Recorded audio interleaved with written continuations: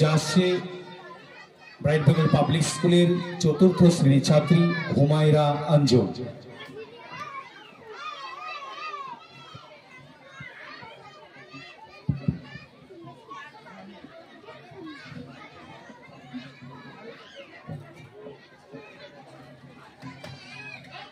আসসালামু আলাইকুম। আমি একটি কবিতা আবৃত্তি করব। কবিতার নাম তালপাতার সেপাই, লিখেছেন সুকুলতা রায়। তালপাতার এক সেপাই ছিল, বলছি শোনো গল্প। হাত পা ছিল পাতার কাঠি, ওজন ছিল অল্প। ঠেলা দিলে উল্টে পড়ে, এমনি পালোয়ান।